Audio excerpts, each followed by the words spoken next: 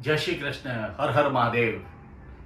Fantastic Mehta YouTube channel પર હું આજે આવી ગયો છું આપની સાથે. આજનો મારો ટોપિક છે કર્મ.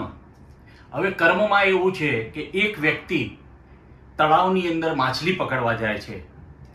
માછલી પકડતો હોય છે અને માછલી પકડ્યા પછી ત્યાં બીજો એક માછી પકડવાવાળો આવી જાય છે અને માછલી પકડવાવાળો પેલા જે વ્યક્તિએ માછલી પકડી હોય છે એ પકડેલી માછલી પેલો માણસ લઈ જાય છે અને આ જેને પકડી છે, જેને મહેનત કરી છે, એ માણસ ચિંતાતુર થઈ જાય છે, કશું કરી નથી શકતો, ભગવાનની સામે ઉપર જોવે છે અને પાછો એ ઘરે જતો રહે છે. જ્યારે જે માછલી પકડીને લઈ ગયો પેલો વ્યક્તિ, છીનવીને જે લઈ ગયો, એ જાય છે, થોડો આગળ જતા જતા માછલી એને ડંખ ભરે છે આંગળી ઉપર.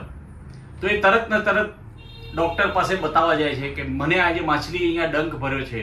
ડૉક્ટર સાહેબ પાટાપીંટી કરીને કહે છે કે તમે 2 દિવસ પછી આવો, જોઈ લઈશું કેવું છે કેવું નહીં.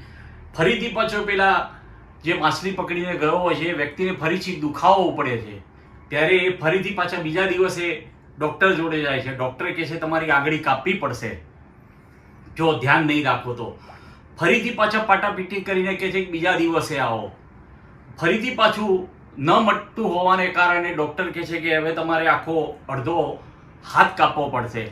પેલો ચિંતાતુર થઈ જાય છે. ફરીથી પાછો ડૉક્ટર પાટાપીટી કરીને એને ઘરે મોકલે છે, આશ્વાસન આપી કે જા.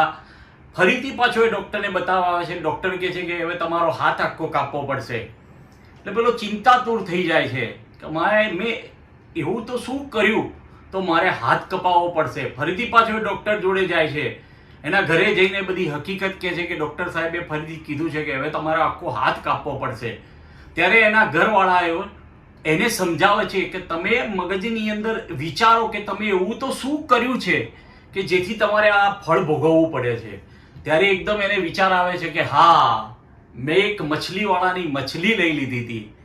તરત જ આખો પરિવાર એને કહે છે કે જા જઈને એની માફી માંગ અને એના પગે પડ. પેલો તરત દોડતો જાય છે. ત્યારે એના માછલીવાળો પરાણે મળે છે, એને શોધે છે માછલીવાળાને, જેની એ માછલી છીનવી હતી એ વ્યક્તિને શોધે છે.